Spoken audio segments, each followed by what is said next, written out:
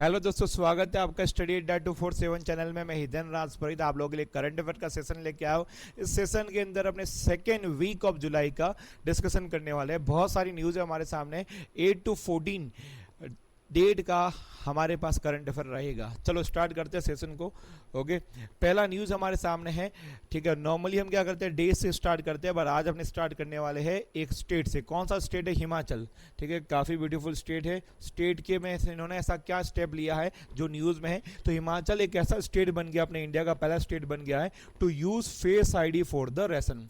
ठीक है, तो राशन जो आपका जो पीडीएस रहता है, पब्लिक डिस्ट्रीब्यूशन सिस्टम रहता है, उसमें जो राशन दिया जाता है उसके लिए फेस आईडी का यूज़ किया जाएगा, जिससे क्या रहेगा, जो जो रियल बेनिफिशरी है उसके पास ही वो चीज़ें पहुंच पाए। ठीक है, उसका मिसयूज ना हो। ओके, यही उसके लिए ये किया हुआ है। देखो, आप देख सकते हो धीरे धीरे हमारी सेंट्रल गवर्नमेंट और स्टेट गवर्नमेंट है, ठीक है, टेक्निकल चीज़ें, आईडी वाली चीज़ें वो ऐड कर रही है। ओके, जो अच्छा स्टेप रहेगा। Himachal Pradesh become the first state in the country to introduce Aadhaar based face authentication for the distribution of ration to eligible beneficiaries, जिससे रियल बेनिफिशरी हो, एलिजिबल बेनिफिशरी है, उसके पास वो बेनिफिट पहुंच पाए under the public distribution system, जो मैंने आपको पीडीएस बोला था। ठीक है, until now authentication was carried out using the इधर ओटीपी बेस्ड और द बायोमेट्रिक मेथड। बायोमेट्रिक या ओटीपी बेस के बेस पे उनको ऑथेंटिकेट किया जाएगा और उनको जो बेनिफिट जो उनको मिलना चाहिए वो उनको दिया जाएगा। करेक्ट है। चलो, तो आज का पहला न्यूज़ हो गया। सेकंड न्यूज़ पे अपने चलते हैं आंध्र प्रदेश के बारे में। आंध्र प्रदेश ने लॉन्च किया है, ठीक है, सर्वपल्ली कृष्णन राधा कृष्णन स्टूडेंट किट। अब देखो, सर्वपल्ली जो राधा कृष्णन है, आप उनको जानते ही होंगे, जो अपने इंडिया का जो नेशनल टीचर डे मनाया जाता है उनकी याद में मनाया जाता है। और अपने इंडिया के अगर वाइस प्रेसिडेंट की बात करते हैं तो वही यही थे। ठीक है, तो देखते हैं, इनके नाम से आंध्र प्रदेश ने स्टूडेंट किट दे रहे हैं। Okay, the student has been named as Sarvepalli Radhakrishnan विद्यार्थी मित्र किट। आपके एग्जाम में किस प्रकार से क्वेश्चन पूछा जा सकता है, जो ये किट दी जा रही है कि कौन सा स्टेट है वो डिस्ट्रीब्यूट कर रहा है वो आपको, तो आपका आंसर रहेगा आंध्र प्रदेश। ठीक है, the state government is providing school kit to over 35 lakh school going student free of cost. 35 lakh जो स्टूडेंट है उनको ये बेनिफिट दिया जाएगा।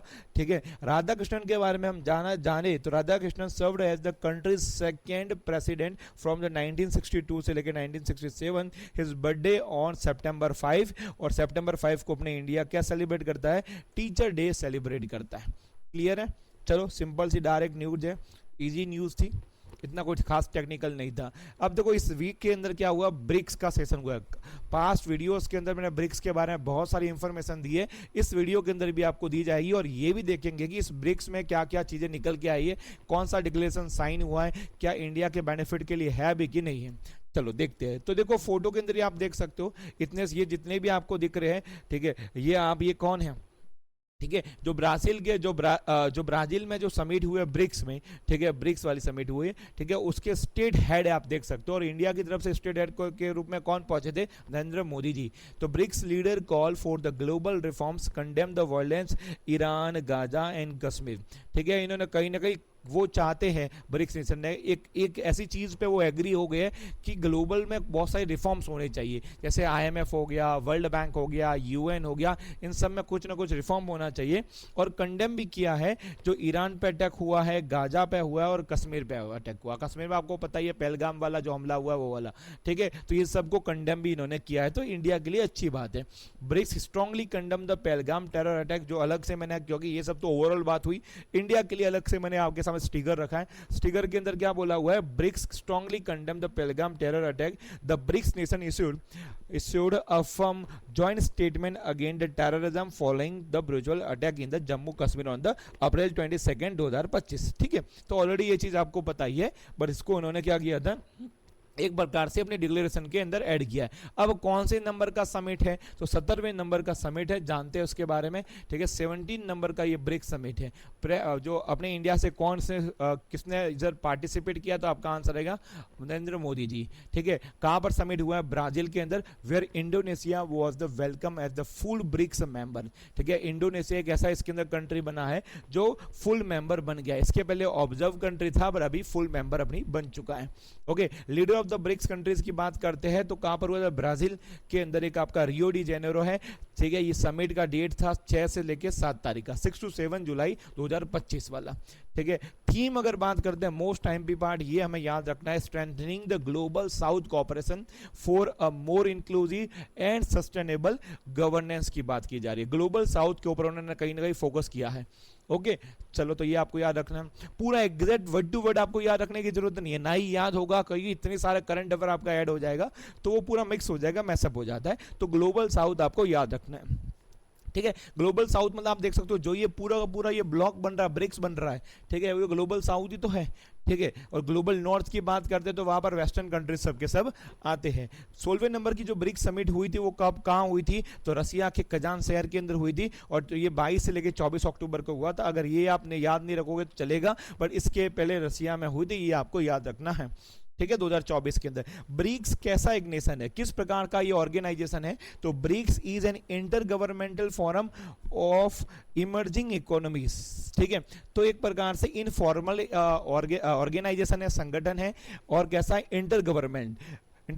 इसका कोई किसी प्रकार का ऐसा कोई फिक्स एजेंडा नहीं रहता, जैसे वर्ल्ड बैंक काम करता है कि भैया ये तो लोन ही देगा, तो ऐसा कोई इसका फिक्स एजेंडा नहीं है। ये जो नेशंस है, जो इसके मेंबर्स कंट्री है, वो सब मिलते हैं, उनको जो लगता है कि अभी ट्रेंडिंग टॉपिक है उसके ऊपर वो डिस्कशन करते हैं और उसके अंदर स्टेप लेने का कामकाज करते हैं। और इसका जो एक ऐसा संगठन है जिसका कोई हेडक्वार्टर नहीं होता, उसे इंटर गवर्नमेंटल या फिर इनफॉर्मल ऑर्गेनाइजेशन भी बोला जाता है, और ब्रिक्स एक बढ़िया एग्जाम्पल है इस सीरीज के अंदर, ठीक है। अब देखो सबसे पहले डायरेक्ट ब्रिक्स नहीं बना, पहले था ब्रिक, PRIC। अब आपको पता ही है, ठीक है, ब्रिक्स एक्चुअली क्या है कि पहले जो 5 नेशन इसके जो फाउंडिंग मेंबर थे, ठीक है, उसमें जो पहले जो इनिशियल सेकेंडरी के मेंबर्स के वो आपके ब्रिक है, जैसे BRICS Brazil, Russia, India, China और साउथ अफ्रीका। मगर पहले जब साउथ अफ्रीका नहीं था तो पहले ब्रिक था, इसे क्या बोलते थे, ब्रिक बोला जाता था।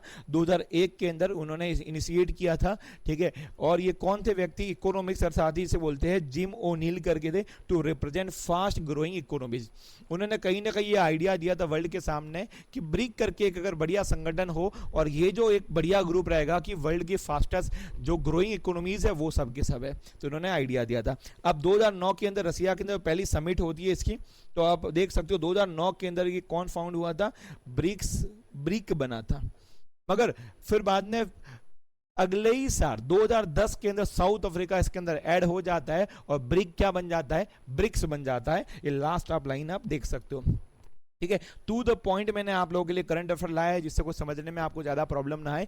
एक्सपांड कब हो जाता है, 2024-25 के अंदर। अपने इसको एक्सपांड करके उसे क्या बोल दिया, ब्रिक तो नाम ऐसा ही रखा, ब्रिक्स तो रखा हुआ है, या तो उसे ब्रिक्स प्लस बोलते हैं या फिर क्या बोलते हैं उसे, एक्सपांडेड ब्रिक्स, क्योंकि ये 5 कंट्री इसके अंदर नहीं है, इसके अंदर 5 से ज्यादा है, ठीक है। आप सबका इनिशियल ऐड करने जाओगे तो नाम ही कैसा बन जाएगा आप सोचो, ठीक है। तो ब्रिक्स अच्छा सुनने में लग रहा है, राइट। अभी जो भी इसके मेंबर जो इसके ऐड हो रहे हैं उसके इनिशियल्स को ऐड नहीं किए जा रहे, उसे ब्रिक्स प्लस बोला जाता है या ब्रिक्स एक्सपांडेड बोला जाता है। मेंबर, ओरिजिनल मेंबर तो आपको पता ही है, Brazil, Russia, India, China, South Africa. अब जो नए मेंबर और बने वो कौन से, इजिप्ट, इथियोपिया, ईरान, यूएई, और अब की बार ऐड हुआ है इंडोनेशिया। तो 5 और नेशन हो गए, तो सब मिला के कितने हो गए, 10 मेंबर हैं ब्रिक्स के, 5 और 6, 7, 8, 9, 10। क्लियर है, ठीक है। आगे बढ़े। The leader also expressed the full support for the India BRICS chairship in the 2026 and the holding of the 18th BRICS summit in India, ठीक है। तो उसके जितने भी जो मेंबर्स है सब ने सपोर्ट किया है कि जो नेक्स्ट समिट होनी चाहिए वो कहाँ होनी चाहिए, इंडिया के अंदर, सब ने सपोर्ट दिया है, ठीक है। और इंडिया इंटरेस्टेड है कि 2026 के अंदर इंडिया इसे होस्ट करे। ओके, आपके सामने फोटो आप देख सकते हो, कुछ पॉइंट्स भी आपके सामने कि रियो डी जेनेरो के अंदर जो डिक्लेरेशन हुआ है उसकी फुटप्रिंट जो डायरेक्ट जो टू द पॉइंट चीजें इधर लिखी हुई है।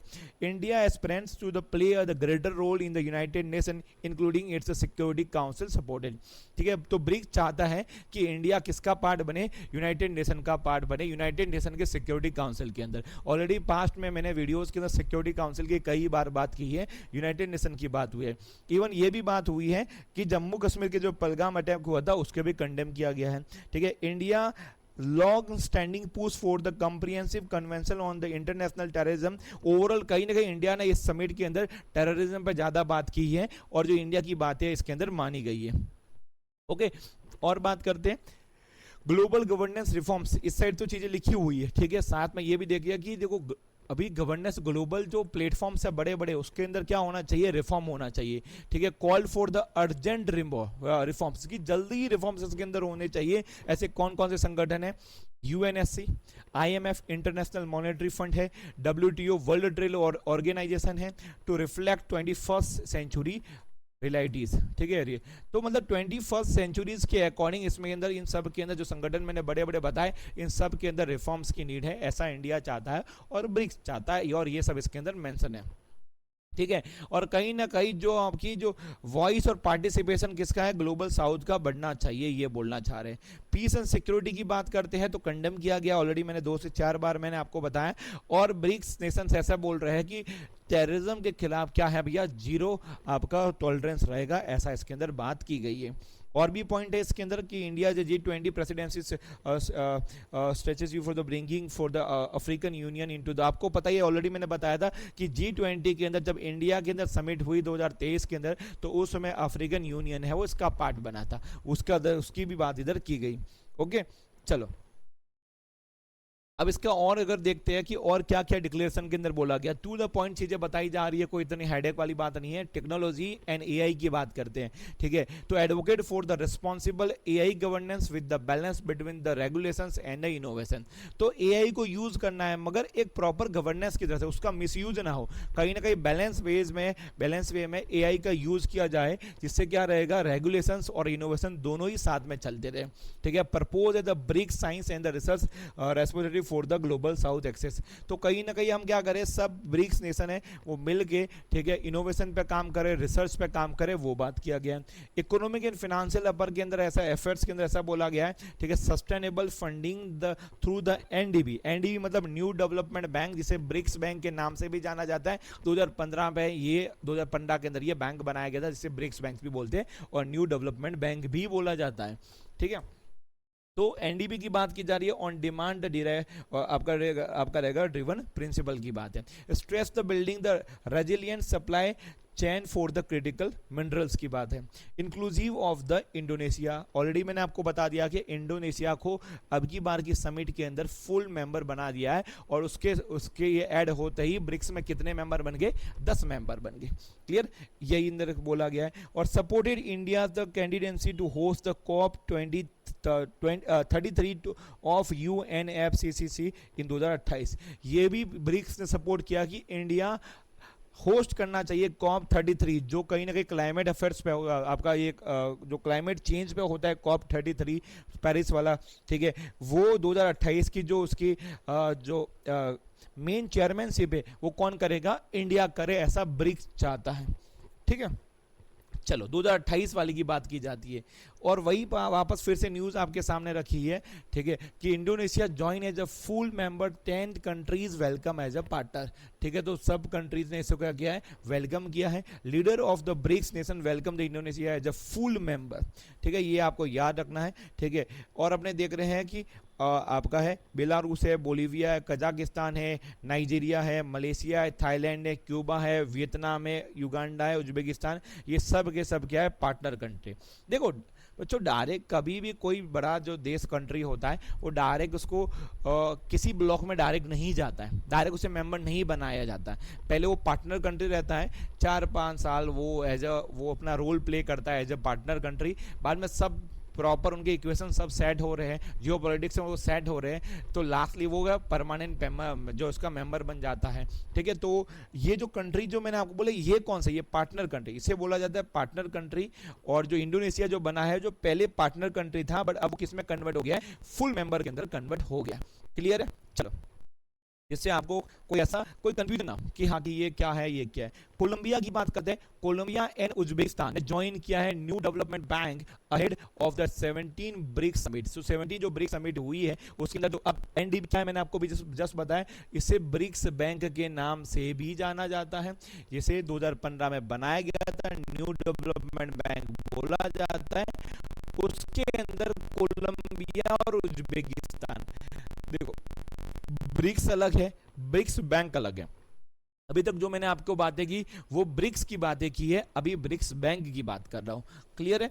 चलो, तो बोर्ड ऑफ द गवर्नेंस एक मिनट, जो पेन में एक बार चेंज कर लेता हूँ। Yes, board of the governor of new development bank officially admitted Colombia and Uzbekistan as a borrowing member of the new development bank. अब बोले अगर न्यू डेवलपमेंट बैंक में अगर मेंबर बन जाते तो क्या होता है, तो न्यू डेवलपमेंट बैंक क्या करता है, अपने मेंबर्स को, जो उसके अंदर मेंबर बने हुए हैं, उनको सॉफ्ट लोन प्रोवाइड करता है। अब बोले सॉफ्ट लोन क्या रहता है, ऐसा लोन जिसका रेट ऑफ इंटरेस्ट बहुत ही ज्यादा कम हो, वेरी लेस इंटरेस्ट, ठीक है, उसे क्या बोला जाता है, उसको बोला जाएगा ये तो सॉफ्ट लोन है।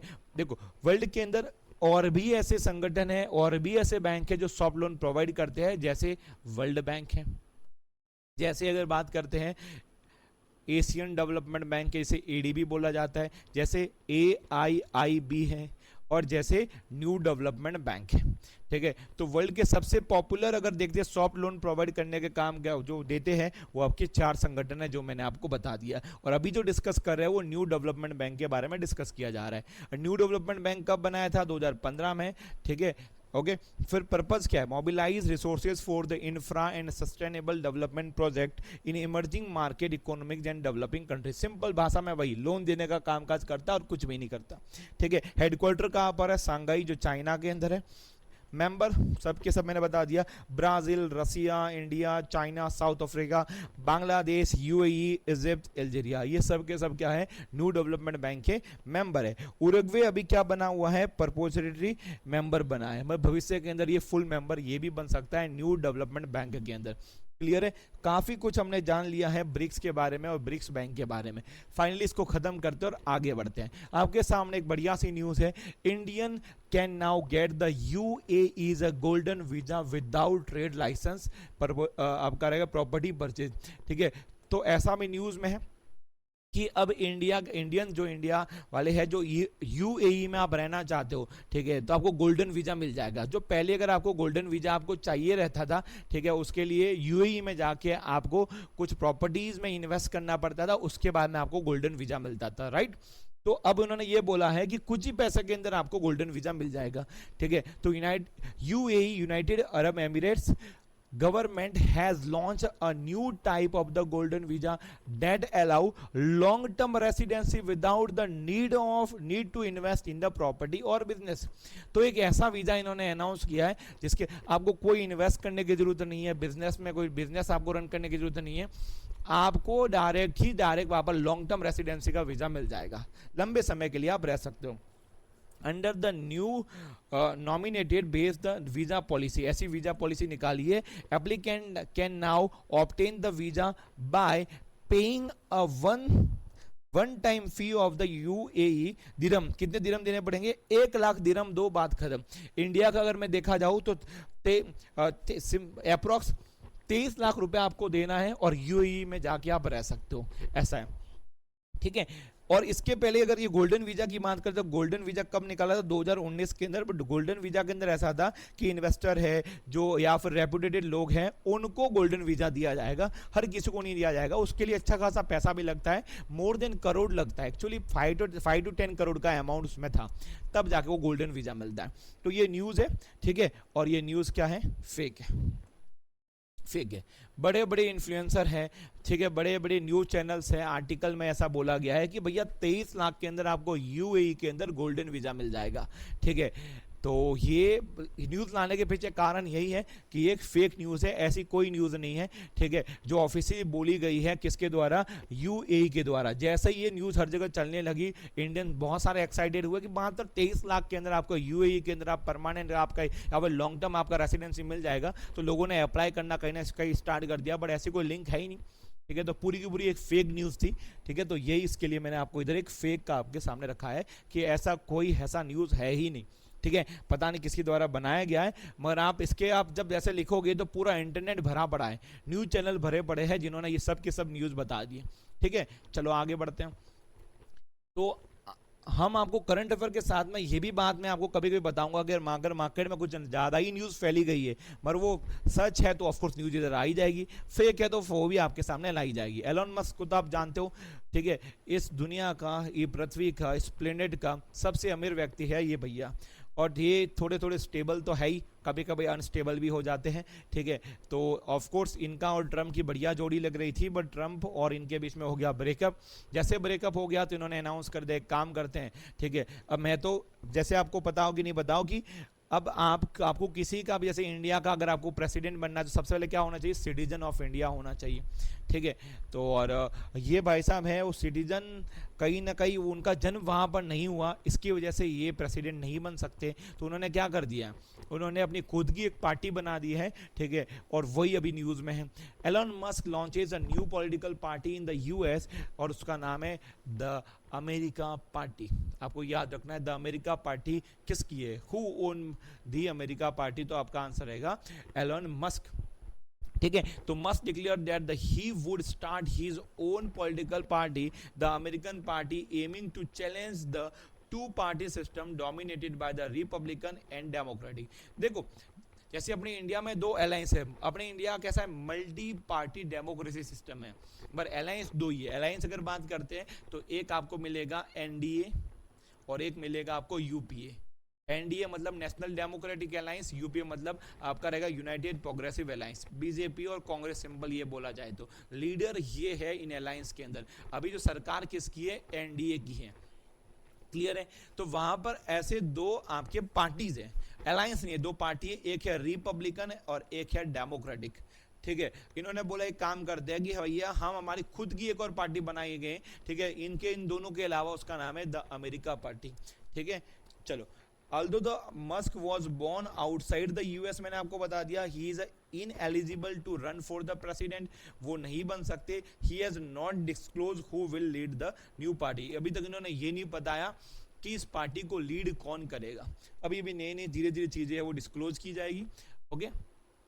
चलो अब बात करते हैं जेनिफर सिमोन्स की है। अब ये क्या बने हैं, ठीक है, तो ये बनी है प्रेसिडेंट कहाँ की, सूरीनेम की, ठीक है। सूरीनेम करके एक टापू है, ओके। तो फर्स्ट वुमन वहां की प्रेसिडेंट बनी है, तो ये आपको पता होना चाहिए, हिस्टोरिकल है, ठीक है। गठबंधन की सरकार इन्होंने बनाई है। देखो वुमन कहीं भी प्रेसिडेंट बन रही है, पीएम बन रही है, head of the state country बन रही है, तो वो कहीं ना कहीं एग्जाम में पूछा जाता है, तभी ये न्यूज में आपके लिए लेके आया हूँ, ठीक है।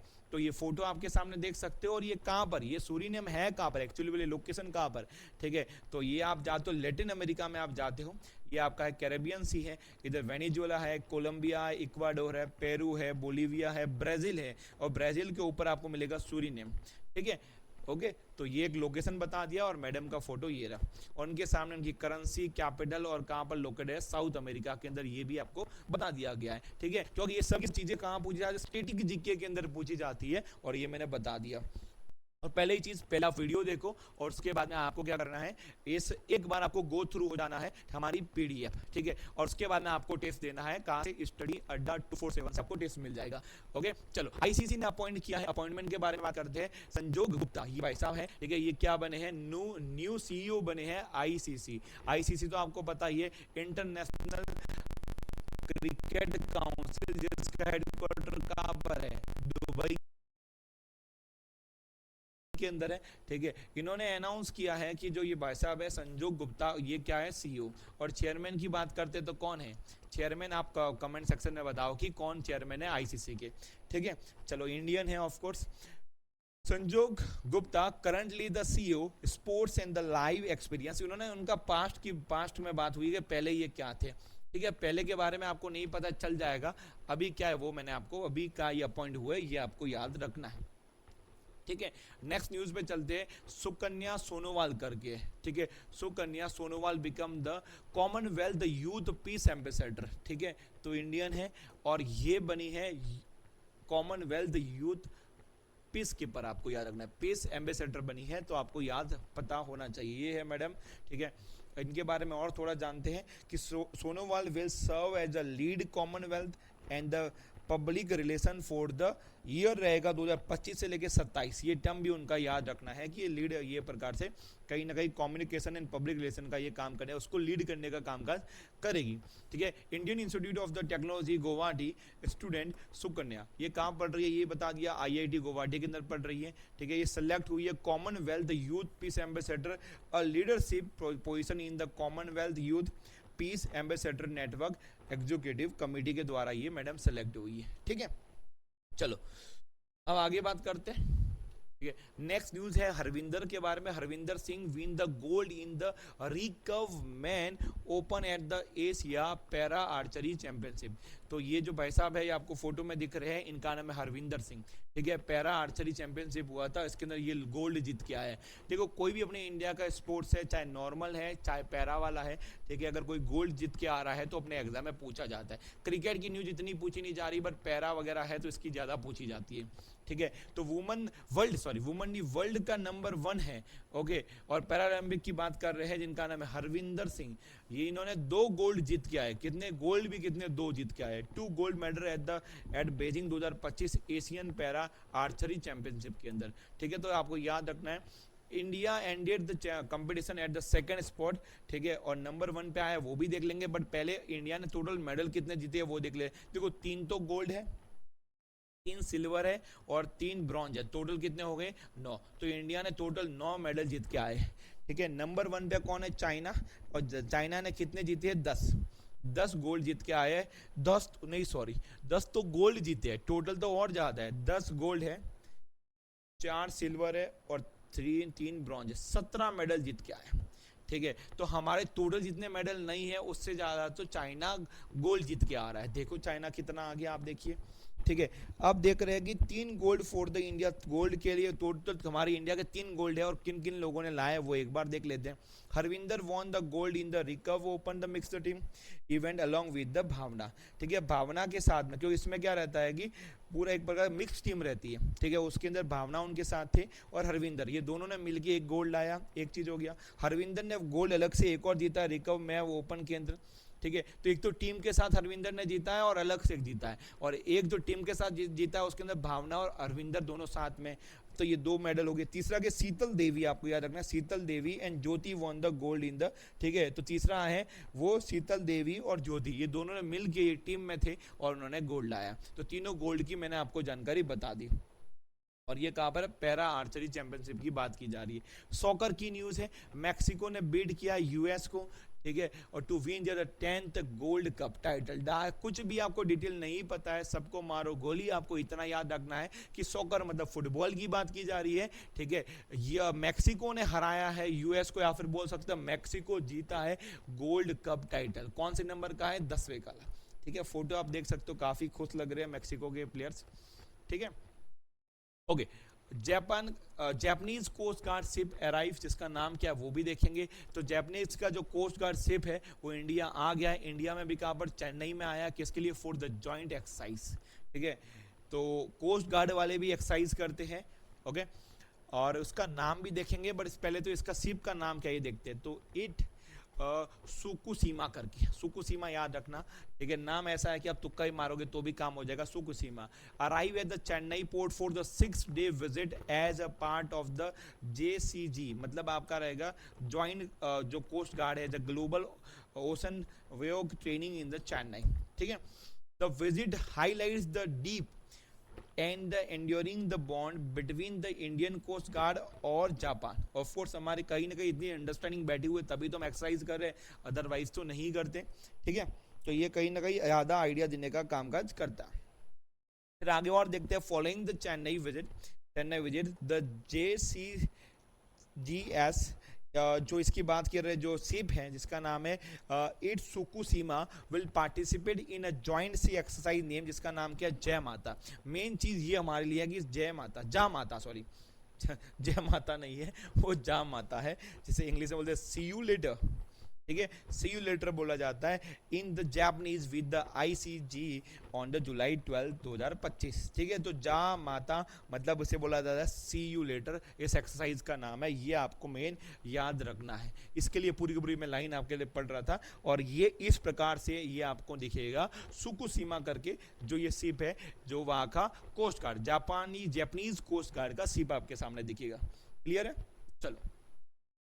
Kerala's first skin bank to open in the Thiruvananthapuram, तिरुवनंत के अंदर। ठीक है, केरला का पहला स्किन बैंक है वो ओपन हुआ है।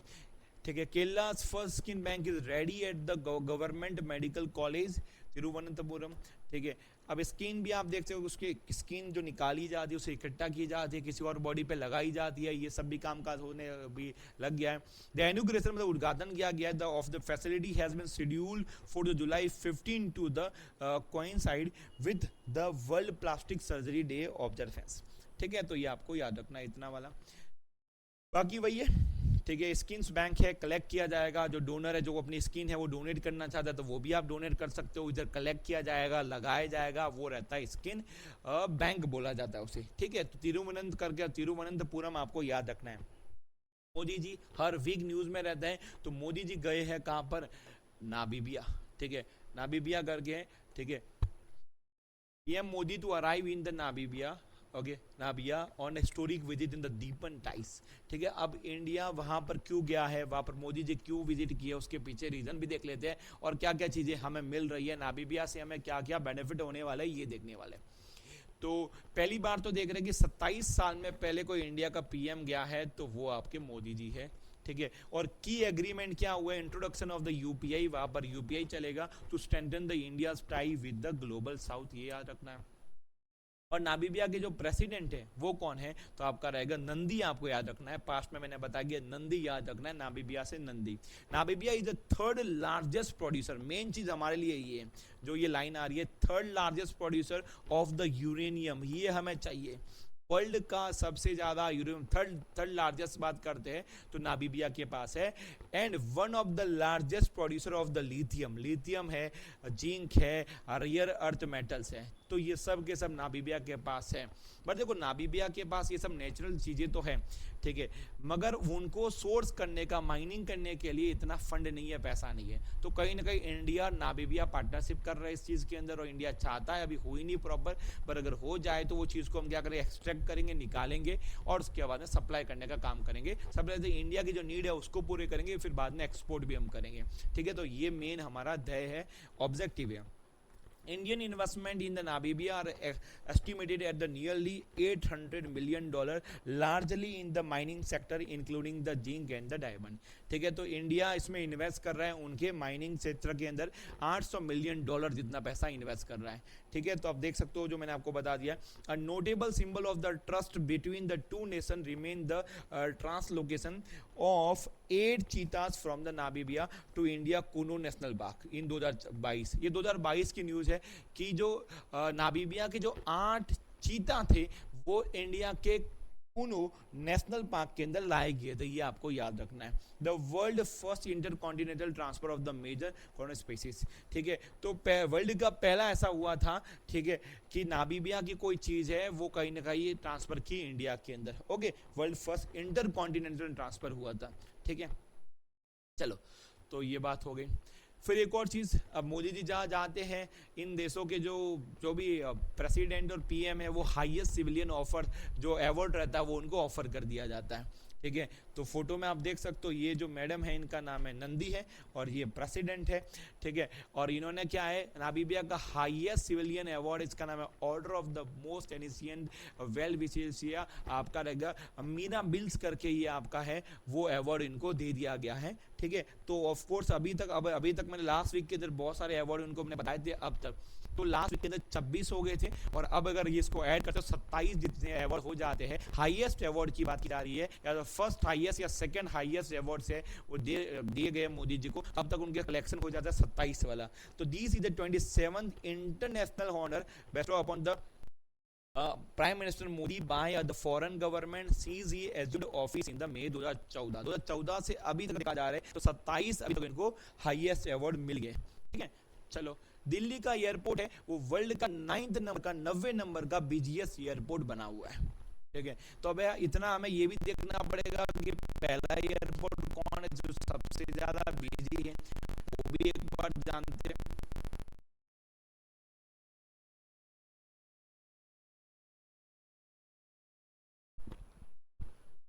चलो, एयरपोर्ट काउंसिल इंटरनेशनल ने लिस्ट जारी की है कि वर्ल्ड के 20 जो बिजिएस्ट सबसे व्यस्त एयरपोर्ट है उनका नाम बताया।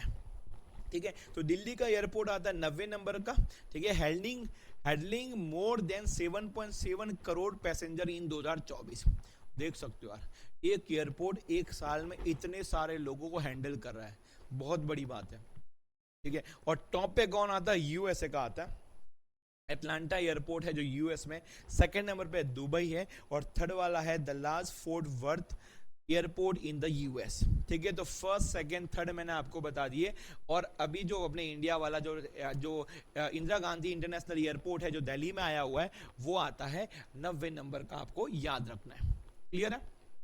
चलो, तो एक स्कॉलरशिप अनाउंस की गई है, उसके बारे में अब हम थोड़ा जानते हैं। कौन सी स्कॉलरशिप? आप स्क्रीन पे देख सकते हो, the national overseas scholarship scheme, ठीक है। चलो अब इसके बारे में पूरा डिटेल जानते हैं कि क्या है।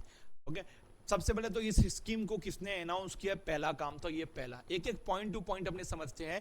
तो आपका आंसर आएगा ministry of social justice and empowerment, याद रखना, has withheld provisional award letter for the 66 out of 106 selected candidate under the national overseas scholarship due to a shortage of fund, ठीक है। तो 106 में से 66 लोगों को सेलेक्ट किया गया है नेशनल ओवरसीज स्कॉलरशिप के लिए। और उनको क्यों स्कॉलरशिप दी जाएगी? उनके पास पैसा नहीं है तो उनको पैसा दिया जाएगा, simple, shortage of fund. Clear है? तो कौन देता है, कैसे सेलेक्ट हुए वो देखा, और क्यों दिया जा रहा है वो भी क्लियर हो जाए। अब बोले ये है तो है क्या?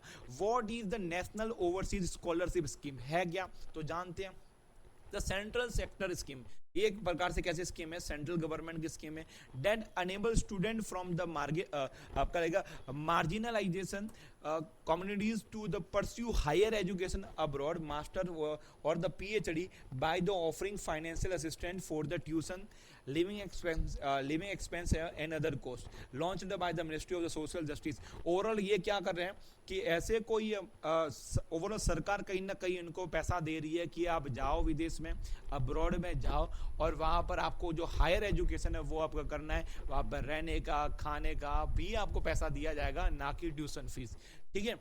टारगेट ग्रुप इसके अंदर कि किसको ये बेनिफिट दिया जाएगा? तो सबसे पहले कौन है? ट्राइबल कास्ट वाले, मतलब एससी, अगर आप एससी कम्युनिटी से आप बिलोंग करो तो ये आपको बेनिफिट मिल सकता है। सेकंड नंबर पर आपका रहेगा डी नोटिफाइड, और आपका रहेगा nomadic and semi nomadic tribe रहती है, तो एसटी के अंदर ये कहीं ना कहीं सेलेक्टेड कम्युनिटीज को ये बेनिफिट दिया जाएगा। लैंडलेस एग्रीकल्चर लेबरर है, ठीक है, एक ऐसे लेबरर है जिनके पास किसी प्रकार की एग्रीकल्चर जमीन नहीं है, तो उनको भी ये बेनिफिट मिल सकता है। जो ट्रेडिशनल जो आर्टिस्ट है उनको ये भी बेनिफिट मिल सकता है। तो बेनिफिशरीज कौन है, किसके लिए ये कहीं ना कहीं स्कीम स्टार्ट की है, वो मैंने आपको बता दिया। की फीचर अगर देखा जाए तो, ठीक है, की फीचर क्या है वो देखिए। एनुअल स्लॉट कितने रहेंगे? 125 स्कॉलरशिप एक साल की दी जाएगी, ठीक है, ऐसे पहले से बता दिया। और 125 में से 115 कौन से होंगे? जो एससी कम्युनिटी से जो बच्चे बिलोंग करेंगे उनके लिए, और 6 होंगे जो डी नोटिफाइड ट्राइब से होंगे, और 4 होंगे लेबरल या आर्टिस्ट से। ओवरऑल अगर मुझे इतना ही समझ में आता है कि ये स्कीम कहीं ना कहीं फुल्ली डेडिकेटेड है किसके लिए? एससी कम्युनिटी के लिए, ठीक है। और जेंडर कोटा की बात करते तो 30% का जो है वो किसके लिए? वुमन कैंडिडेट के लिए फिक्स कर दिया जाता है। आउट ऑफ 125 में 30% किसके लिए रहेगा? ठीक है, तो वुमन ही जाएगी। 2 फेज में सिलेक्शन होगा। फर्स्ट राउंड उसमें रहेगा क्यूएस टॉप 500 एडमिशन रिक्वायर रहेगा। सेकंड राउंड में ऐसा रहेगा ब्रॉडर एलिजिबिलिटी इंक्लूड रहेगा, QS rank and the other recognised institute रहेगा। वर्ल्ड की बेस्ट जो इंस्टीट्यूट रहेगा वो इन सब के अंदर आपका नंबर लगेगा, वहां पर आपको पढ़ाया जाएगा। कैप पर स्टेट क्या, क्योंकि ये जो 115 लोग 125 लोग ये लिए जा रहे हैं वो भारत से लिए जा रहे हैं, किसी स्टेट से नहीं लिए जा रहे, ठीक है। अब इंडिया के अंदर तो बहुत सारे स्टेट है, यूनियन टेरिटरी है, तो क्या किसी स्टेट का कोई कैपिंग लगा हुआ है? वरना ऐसा ना हो जाए गुजरात से 5 से 6 लोग चले जाए, ठीक है, बाकी स्टेट को कोई ना कोई बेनिफिट ना मिले। तो यही बोला हुआ है कैप पर state, no more than 10% of the total slot पर स्टेट, ठीक है। हर स्टेट को स्लॉट दिया हुआ है, उससे 10% से ज्यादा पब्लिक नहीं होनी चाहिए, ठीक है, ये बोला हुआ है। कंडीशनल अवॉर्डिंग है, if fund fall shorts only part of the selected candidate में रिसीव द अवार्ड, ठीक है, उनको अगर पैसा कम पड़ता है तभी पैसा दिया जाएगा, अदरवाइज तो नहीं दिया जाएगा। क्लियर है? तो काफी कुछ हमने जान लिया इसके बारे में, कौन बेनिफिट है, मतलब एकदम डिटेल में पॉइंट टू पॉइंट मैंने आपको बताया, ठीक है। सेशन आपको अच्छा लग रहा है तो जरूर आप लाइक कीजिएगा, लाइक तो करो थोड़ा, जिससे ठीक रहे यार, ठीक है, थोड़ा वीडियो और ज्यादा बूस्ट हो, आगे बढ़े, ओके, इंडिया ने सक्सेसफुली टेस्ट किया इंडिजीनियस, इंडिजीनियस मतलब स्वदेशी एंटी सबमरीन रॉकेट सिस्टम कर दिया है। एंटी सबमरीन, सबमरीन तो आपको पता है समुद्र के अंदर जो रहती है और कहीं ना कहीं वो कहीं डायरेक्ट ही मतलब नेवी के अंदर समुद्र के अंदर कहीं ना कहीं वो हमला करने का कामकाज करती है। वैसे वो एक सरफेस पे भी हमला कर सकती है, मगर उसका मेन काम रहता है कि उसे कोई ना कोई पकड़ ना ले, ठीक है। क्योंकि आप अगर आर्मी है तो उसको तो लोकेट कर सकते हैं सैटेलाइट के थ्रू कि भैया ज़्यादा सिस्टम कहाँ पड़ा हुआ है, ठीक है, ये सब चीज़ें। मगर सबमरीन ऐसा है कि उसका लोकेशन बता कोई नहीं सकता क्योंकि वो समुद्र के अंदर चल रही है, पानी के अंदर चल रही है, ठीक है। तो एंटी सबमरीन रॉकेट की बात की जा रही है। The usual trial of the extended range anti submarine rocket, जिसे बोलते हैं इरेजर, सक्सेसफुली लॉन्च कर दिया गया है, ठीक है। कहाँ से ये कैरिड आउट किया था? INS कवरत्ती के अंदर, ठीक है। तो ये आपको याद रखना है कि कौन सा था INS। अब ये इरेजर है भी क्या, ठीक है, इसका पूरा नाम ये रहा, extended range anti submarine rocket, आपको याद रखना है। डन। चलो इरेजर के बारे में थोड़ा जानते हैं। Eraser is a totally indigenous anti submarine rocket system है, 100% इंडिया का है। ओके, ये बोला गया है use to combat submarine, submarine को कहीं ना कहीं रोकने के लिए बनाया गया है। Fire from the on board indigenous rocket launches for the Indian naval ship, जिसे INS बोला जाता है। देखो INS बार बार आता है ना, उसका पूरा नाम है इंडियन नेवल शिप्स बोला जाता है, ठीक है। Eraser has been designed by the DRDO, किसने बनाया है? DRDO ने बनाया है, ठीक है।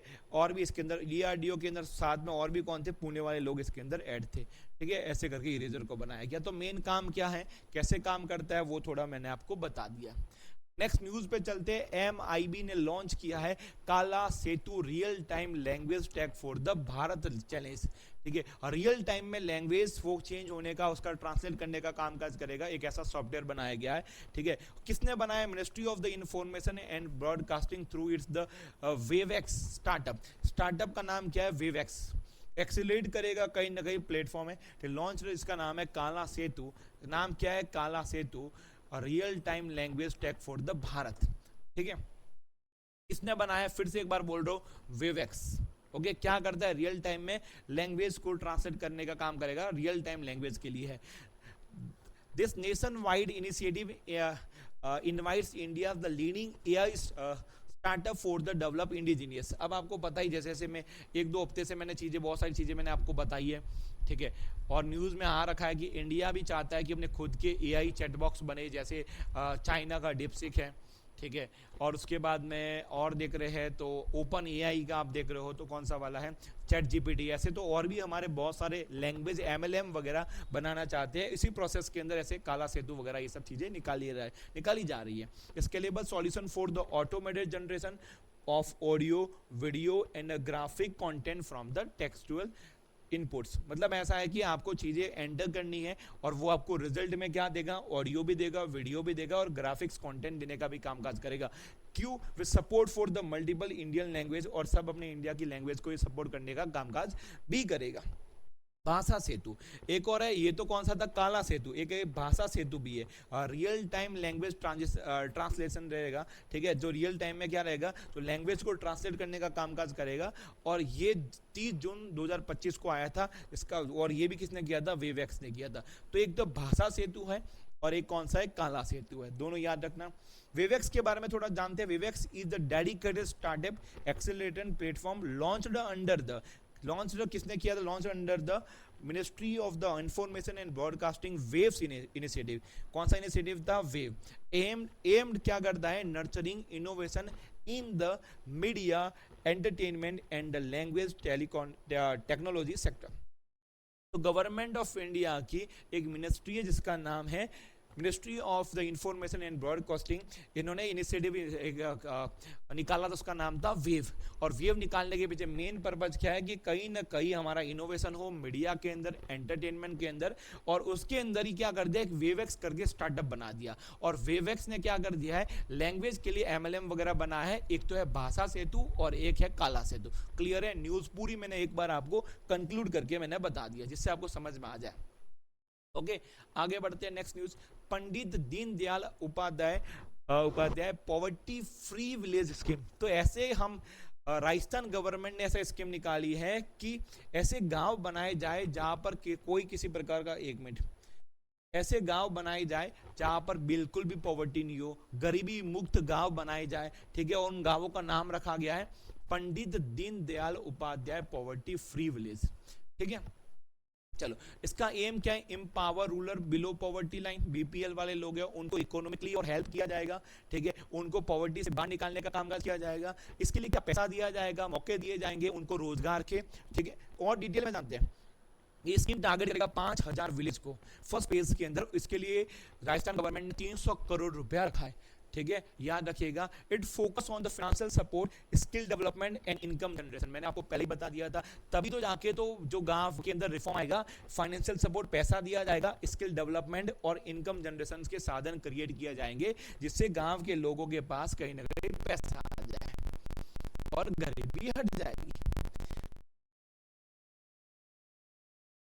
क्लियर? कितना आसान लगता है सुनने के अंदर, पर क्या इतना आसान है कि नहीं, ठीक है, वो तो को पता ही है। कितने सालों से इंडिया है वो गरीबी से जूझ रहा है, आज भी 0% तो गरीबी हुई नहीं, ठीक है। The scheme target the rural families living below the poverty line, PPL वालों को लोगों को टारगेट किया जाएगा। ये फाइनेंशियल सपोर्ट देगा कितना, एक फैमिली को 1 लाख रुपया, क्या बात है, अच्छा खासा अमाउंट दिया जा रहा है। और इससे वो क्या कर सकता है, अपना एक बिजनेस बना सकता है, स्मॉल बिजनेस, और इनकम जनरेटिंग एक्टिविटीज कर सकता है। दो प्रकार के लोग हैं, सरकार 1 लाख रुपया देगा, कोई तो ऐसे ही उड़ा देगा, और कोई सरकार चाहती है कि आपको 1 लाख रुपया दिया जा रहा है, उससे कुछ ना कुछ अपना इनकम जनरेटिंग एक्टिविटीज की जाए और आपका पैसा वो सही डायरेक्शन के अंदर लगाया जाए। वुमन की बात है, अगर वुमन है सेल्फ हेल्प ग्रुप वाली, तो उनको 15,000 पर फैमिली दिया जाएगा, जिससे उनकी अर्निंग बढ़े। तो राजस्थान, जो राजस्थान वाले हैं लोग, सिटीजन हैं, उनको ये बेनिफिट दिया जाएगा विशेषकर। तो अच्छा खासा पैसा कहीं ना कहीं सरकार बांटने का कामकाज कर रही है। Families that have crossed the poverty line through their own efforts are the rewarded the 21,000। ऐसी फैमिलीज हैं जो अपने बरबूजे के ऊपर पॉवर्टी लाइन से वो बाहर निकले हैं, उनको भी 21,000 का इनाम दिया जाएगा। तो लिटरली पैसा बांटा जा रहा है, क्या बात है, ठीक है। This initiative to transfer the directly to verified bank account via the direct benefit transfer, direct ही बेनिफिशियरी के अकाउंट में डायरेक्ट ही पैसा दे दिया जाएगा, ऐसा रहेगा। This family also receive the Aatmanirbhar Parivar card भी इनको दिया जाएगा, आत्मनिर्भर परिवार कार्ड भी उनको बांटा दिया जाएगा, ठीक है। चलो, तो ये सब न्यूज हो गई about the Pandit Deendayal poverty free village के बारे में, जिसने राजस्थान गवर्नमेंट ने इसको ऐसा निकाला है। नेक्स्ट न्यूज क्या है, European Union finance minister have officially approved, ठीक है, Bulgaria as a entry into the eurozone. Actually क्या था कि 1999 के अंदर 19 कंट्री ने मिलके, ठीक है, क्या कर दिया, एक यूरोजोन बनाया। एक्चुअली 19 कंट्री ने मिलके नहीं बनाया, वो थोड़ा रॉन्ग हो जाएगा। यूरोपियन यूनियन ने एक यूरोजोन बना दिया। इस यूरोजोन के अंदर क्या रहेगा कि सबकी एक यूनिफॉर्म करेंसी रहेगी, और वो करेंसी रहेगी यूरो रहेगा, ठीक है। बस इस यूरोजोन को क्या करते हैं, 19 कंट्री ही एक्सेप्ट करते हैं, और आज की तारीख में ये कितनी कंट्रीज बन गई है, तो 21 मेंबर बन गए हैं इसके अंदर जो यूरोजोन, और जिसकी क्या है, एक सिंगल करेंसी है, वो कौन सी, यूरो। समझ में आ गया, ठीक है। तो यूरोपियन यूनियन के फाइनेंस मिनिस्ट्री ने ऑफिशियली अप्रूव किया कि बुल्गारिया की जो एंट्री हो जाती है यूरोजोन के अंदर, और अब से ही क्या रहेगा, बुल्गारिया की भी करेंसी क्या रहेगी, यूरो रहेगी, ठीक है, जिससे उनके बीच में ट्रेड है वो बढ़े। कब से होगा ये बताओ, जनवरी 1 2024, तो अगले साल से होगा, ठीक है। Bulgaria will officially adopt the euro and replace is the national currency the लेव, ठीक है, on January 1 2024 about the eurozone, the single currency area जिसे बोला जाता है, ठीक है। गवर्निंग इंस्टीट्यूट कौन सा है, कि कौन यूरोजोन को संभालता है, देखता है, तो यूरोपियन सेंट्रल बैंक करके एक बैंक है, यूरो ग्रुप है, और नेशनल सेंटर बैंक्स करके है, जो ये गवर्निंग इंस्टीट्यूट्स है, जो कहीं ना कहीं यूरोजोन को संभालने का काम करता है, देखता है। 11 जुलाई को वर्ल्ड पॉपुलेशन डे मनाया जाता है। अब जाके आपका डे आपके सामने आया है। थीम इसकी क्या है, empowering young people to create the families they want in the fair and the hopeful words, ठीक है। तो ये इतनी बड़ी इसकी थीम है, ओके। अब ये कब ये मनाया गया था, 1989 से कहीं ना कहीं ये डे हम सेलिब्रेट कर रहे हैं, जिसे अप्रूवल मिला था। और the day was first marked on the 11 July 1990 in more than 19 countries के अंदर ये सेलिब्रेट किया था पहली बार, ओके। अब तो ऑफकोर्स बहुत सारे लोग हैं, और फोटो में आप देख सकते हो, ये है world population day, okay. Medium altitude long androgens जिसे बोलते हैं मेल बोला जाता है। और ये कौन सा ड्रोन है, ड्रोन इस प्रकार से रहेगा, ठीक है, इंडिया का पहला फास्ट ट्रैक, ठीक है, उसके लिए कितना 20,000 करोड़ हम क्या करने वाले, प्रोक्योरमेंट करने वाले ऑफ 87 ओनली 87 आपके रहेंगे मेल ड्रोन लगेंगे, इसको शॉर्ट में बोला जाएगा मेल ड्रोन, ठीक है, from domestic firm to strengthen the border surveillance के लिए। ओवरऑल मैं आपको फिर से ये चीजें पूरी समझाता हूँ कि क्या बोलना चाह रहे हैं। पहली बात तो ये हम जो प्रोक्योरमेंट करने वाले 20,000 करोड़ रुपया हम कोई फॉरेन एंटिटी को नहीं देने वाले, इंडिया के अंदर ये चीज बनेगी, इंडियंस ही इसको बनाएंगे, और इंडिया है, इंडिया की आर्मी है, आर्मी जो फोर्सेस है वो इससे क्या करें, प्रोक्योर करेंगे। और प्रोक्योर करने का एक सोल पर्पज है कि जो बॉर्डर सर्विलेंस करने का कामकाज करेगा, कि बॉर्डर पे क्या क्या एक्टिविटीज हो रही है, ठीक है। और कितना पैसा लगाया जाएगा इसके लिए, 20,000 करोड़, ह्यूज अमाउंट। और अपनी बात कर रहे हैं तो इसके लिए 87 हम ये मेल ड्रोन है वो परचेज करेंगे। क्लियर है? चलिए मेल ड्रोन की बात करते हैं। अनमैन होता है ऑफ कोर्स, किसी प्रकार का इसके अंदर आप मतलब इसके अंदर कोई, देखो ये फोटो में आप देख सकते हो, कहीं आपको मैन वगैरह बैठने की स्पेस नहीं होती है, ठीक है। इसे ऑफ कोर्स कंप्यूटर से ऑपरेट किया जाएगा। That operate a medium altitude up to 35,000 feet तक ये जा सकता है।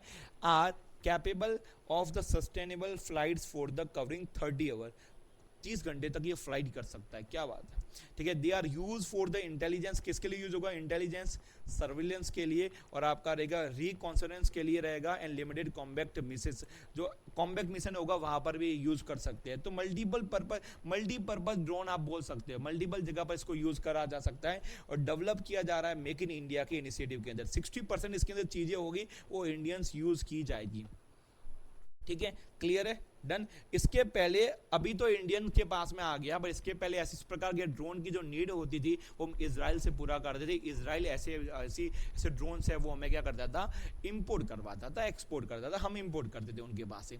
ब्रॉडकास्टिंग इंफ्रास्ट्रक्चर की बात की जा रही है, नेटवर्क डेवलपमेंट जिसे बोलते हैं बाइंड, ठीक है, BIND स्कीम इन्होंने अनाउंस की है। किसने की है, क्या है, थोड़ा जानते हैं। Central sector scheme, central sector scheme मतलब क्या रहता है पता है, 100% पैसा कौन लगाएगा इसके अंदर, सेंट्रल गवर्नमेंट लगाएगी। अब ये क्या करने वाला है, to provide the financial support दिया जाएगा, किसको दिया जाएगा, पैसा लगाया जाएगा, प्रसार भारती और ऑल इंडिया रेडियो ARN। एक तो प्रसार भारती है, दूसरा कौन सा है, दूरदर्शन जिसे बोलते हैं DD, ठीक है। इन दोनों को पैसा दिया जाएगा एक्सपेंसेस के लिए रिलेटेड टू। अभी एक्सपांस जो पैसा कहां लगाया जाएगा, एक्सपांड करना है ऑफ कोर्स उनकी फैसिलिटीज को, अपग्रेड करना है of its the broadcasting infra को।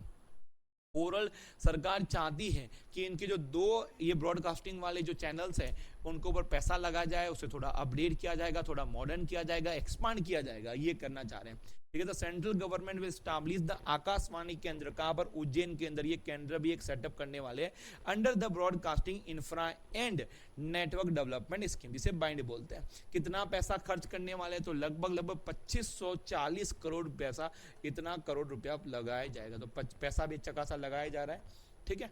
चलो नेक्स्ट न्यूज की बात करते हैं, न्वीडिया की बात करते हैं। इस बहुत बड़ी कंपनी है, आप लोगों ने कभी ना कभी सुना होगा, नहीं सुना है तो हम सुनाते हैं, ठीक है। अब ये वर्ल्ड की पहली ऐसी कंपनी बनी है जो इस मार्क तक पहुंची है। वो मार्क कौन सा है, $4 ट्रिलियन, बहुत बड़ा अमाउंट है, वहां तक उसका मार्केट वैल्यू पहुंच गया है। न्वीडिया की बात करें तो $164.42 तक अभी इसका हाई तक इसका एक वैल्यू की, एक शेयर की वैल्यू की बात की जा रही है। हेडक्वार्टर कहां पर है, कैलिफोर्निया के अंदर। जैनसंग हैंग करके एक व्यक्ति है जो ताइवान के हैं और अमेरिकन के बिजनेसमैन है, ठीक है। इन्होंने, वो एक इलेक्ट्रिकल इंजीनियर है, ठीक है, फिलॉन्थ्रोपिस्ट है, कहीं ना कहीं डोनर जाना करते हैं। Who is the president and cofounder of and CEO of the Nvidia. तो की पर्सन मैंने आपको बता दिया जिसका नाम आपको पता होना चाहिए। इतनी बड़ी इन्होंने कंपनी बनाई है। लोगो आप देख सकते हो, कंपनी कैसा, नाम कैसा लिखा जाता है वो भी हो गया। नेक्स्ट न्यूज बात करते हैं, ministry of the culture announce the first ever global conference on the India manuscript heritage के बारे में अनाउंस कर दिया गया है। अब इसके बारे में थोड़ा और डिटेल जानते हैं, ऊपर से आपको इतना ज्यादा आइडिया नहीं लगेगा। 11 से 13 सितंबर में ये कॉन्फ्रेंस हुई थी। The ministry of culture and government of India ने अनाउंस किया है कि इंटरनेशनल कॉन्फ्रेंस होगा, ठीक है, on the reclaiming India's knowledge legacy through the manuscript heritage. Okay, 11 से लेके 13 सितंबर को इवेंट होने वाला है और कहाँ होने वाला है, न्यू दिल्ली के अंदर होने वाला है। इस कॉन्फ्रेंस के बारे में और थोड़ा जाना है कि पहली बार ऐसी कॉन्फ्रेंस होगी, 3 दिन की हाइब्रिड कॉन्फ्रेंस होगी, मतलब फिजिकल भी होगा ऑनलाइन भी होगा, ठीक है, टू ऑनर द गुरु शिष्य ट्रेडिशन एंड आपकी जो कल्चरल्स वगैरह है, रीच मैन्युस्क्रिप्ट्स हैं, उनको प्रमोट करने का कामकाज किया जाएगा। क्लियर है? डन। और थोड़ा देखते हैं इसके बारे में। The conference is being organise in the respectful, आपका रहेगा कमेमोरेशन, कहीं ना कहीं याद किया जा रहा है स्वामी विवेकानंद का जो हिस्टोरिकल एड्रेस था parliament of the world religious on सितंबर 11 1893। आपको पता ही है जो अपने विवेकानंद जी हैं वो इस प्रकार के इवेंट में वर्ल्ड में गए थे और उनका स्पीच पूरे वर्ल्ड में बहुत ज़्यादा पॉपुलर हुआ था, उसके बारे में बात की जा रही है। तब से लेके अभी तक इस प्रकार के पूरे वर्ल्ड में ऐसी कॉन्फ्रेंस होती है मनुस्क्रिप्ट के बारे में। गवर्नमेंट ऑफ इंडिया ने लॉन्च किया है first ever incentive scheme for the e truck to the promote the clean freight mobility. ठीक है, अब धीरे धीरे गवर्नमेंट चाहती है कि जो ये ट्रक का यूज किया जा रहा है ट्रांसपोर्टेशन के अंदर, वो ट्रक भी कैसे बने, ई बने, जिससे पॉल्यूशन है वो कम हो।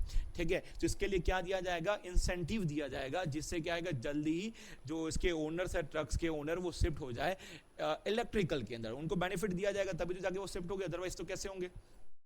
लॉन्च हुआ है 11 जुलाई 2025 को अंडर द पीएमई ड्राइव। याद रखना पीएमई का पूरा नाम क्या है, electric drive revolution in innovative vehicle enhancement. Initiative किसने दिया था, हैवी इंडस्ट्रीज के जो मिनिस्टर है HD कुमारस्वामी। ठीक है, तो ये मिनिस्टर भी अपने हैं, याद रखना। कितना पैसा लगने वाला है इसके अंदर, 500 crore out of the 10,900 crore PME.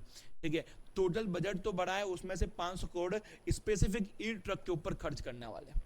10,900 crore तो टोटल अमाउंट है, उसमें से 9 करोड़ ओनली ई ट्रक के ऊपर अपने खर्च करने वाले हैं।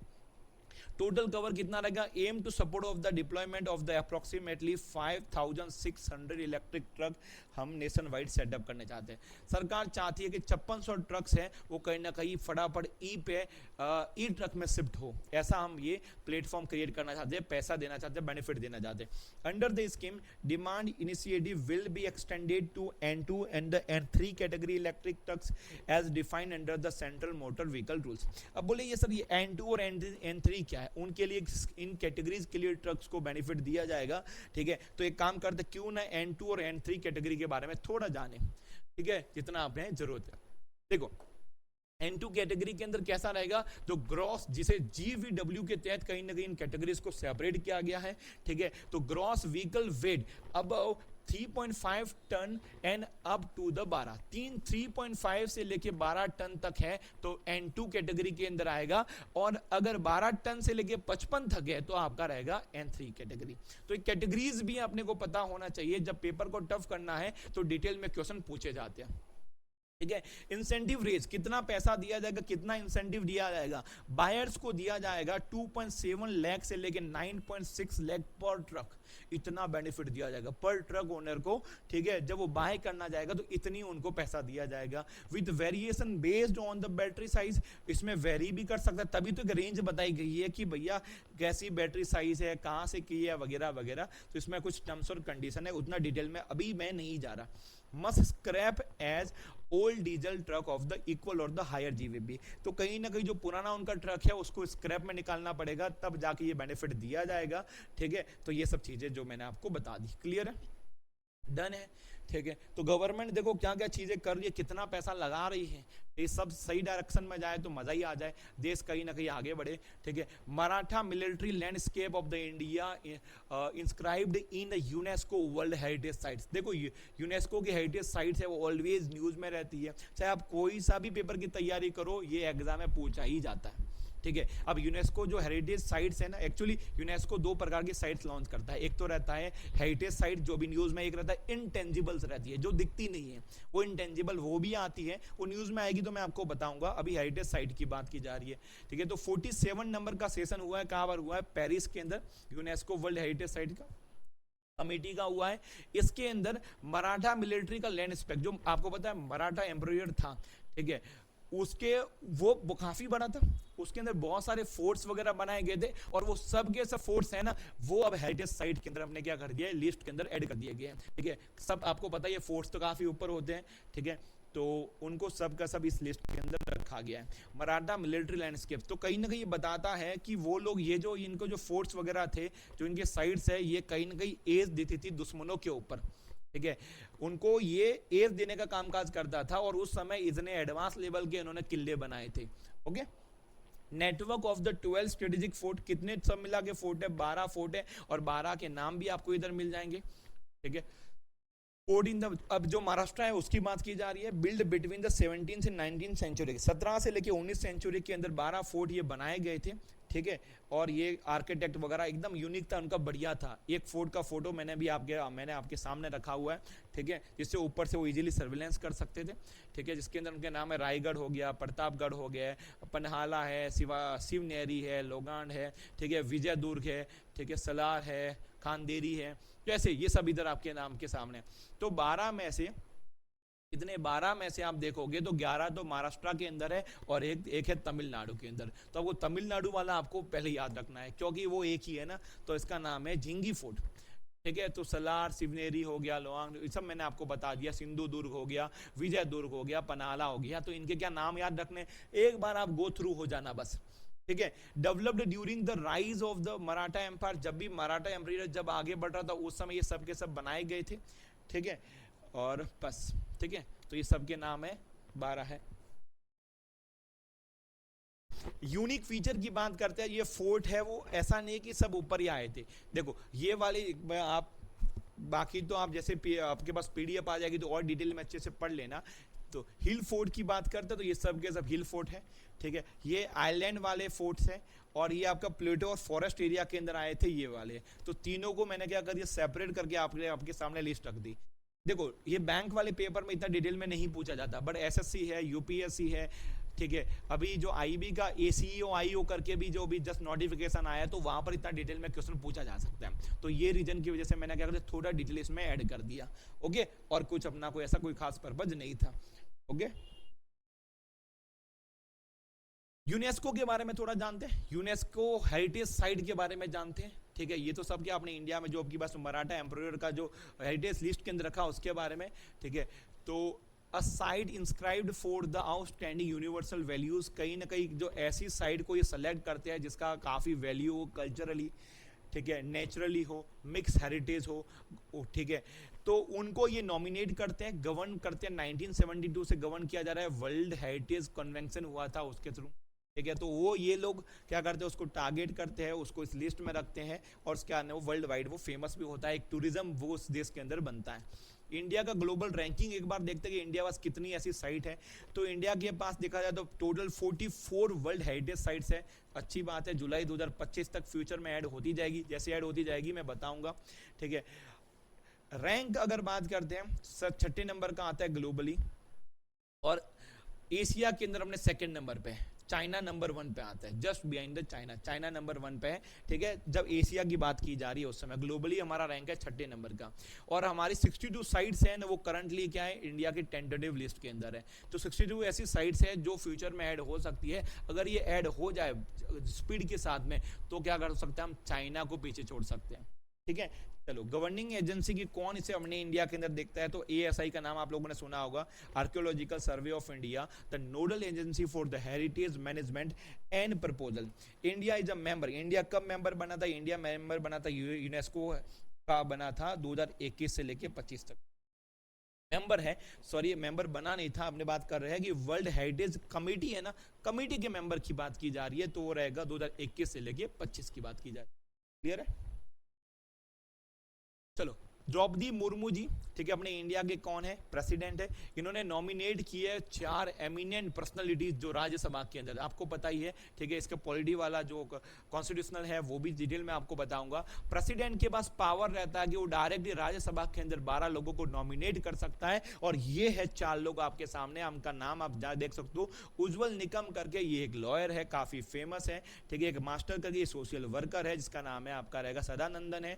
हर्ष सिंगला की बात है जो फॉर्मल, ये फॉरेन सेक्रेटरी हैं, और हिस्टोरियन है, इसका नाम है मीनाक्षी जैन। इन चारों का नाम हमें पता होना चाहिए, और ये डायरेक्ट अभी क्या बन गए हैं, मेंबर ऑफ पार्लियामेंट, ठीक है, राज्यसभा के ये मेंबर बन गए हैं, ठीक है। तो ये इसके अंदर लिखा हुआ है, और कुछ नहीं, 12 लोग, ओके थोड़ा कॉन्स्टिट्यूशनल वैल्यूज देखते हैं कि कौन से आर्टिकल के अंदर ये बोला गया है, वो एक बार देखते हैं। तो आर्टिकल लगता है 80 एडी लगता है, इसके अंदर ये मेंशन किया हुआ है 12 member to be nominated by the president in accordance with the provision of the clause, कौन सा ये 3, not more than 230 elegant representative of the state and the union territory. ये वाला पार्ट अगर आप नहीं पढ़ोगे तो भी चलेगा, ठीक है। The member to be nominated by the president shall consist of the person having special knowledge होना चाहिए। कुछ सेक्टर के अंदर ऐसा नहीं कि डायरेक्ट मुझे ही प्रेसिडेंट आगे चलो भैया हितेन भाई आ जाइए आपको मेंबर बना दिया जा रहा है, नहीं, ठीक है। कुछ सेक्टर्स के अंदर आपको बहुत अच्छा नाम किया होना चाहिए, लिटरेचर है, साइंस है, आर्ट है, सोशल सर्विस है, इन क्षेत्र के अंदर अगर आप बढ़िया सा काम करते हो, रेनॉन हो, ठीक है, अच्छा नाम है, अच्छा रेपो है, तो आपको ये कहीं ना कहीं बेनिफिट दिया जा सकता है डायरेक्ट, ठीक इसके द्वारा, राष्ट्रपति के द्वारा। क्लियर है? चलो, डीआरआई ने सीज किया है, डीआरआई लास्ट वीक के अंदर न्यूज में था, ओके। डीआरआई ने सीज किया 35 करोड़ का बैन चाइनीज फायर क्रैकर है, ठीक है, वो बैन कर दिया गया है। और कौन सा ऑपरेशन लगाया? ऑपरेशन फायर ट्रेल करके, याद रखना, ऑपरेशन फायर ट्रेल। 35 करोड़ का कहीं ना कहीं हमने ऐसे फायर क्रैकर पकड़ रही है जो हार्मफुल है, डेंजरस है बच्चों के लिए, एनवायरमेंट के लिए, ठीक है। लॉन्च अब किसने इसको लॉन्च किया है? डीआरआई का पूरा नाम है directorate of the revenue intelligence, India का premier and anti smuggling agency है, ठीक है, जो ये काम करता है, ठीक है। चलो,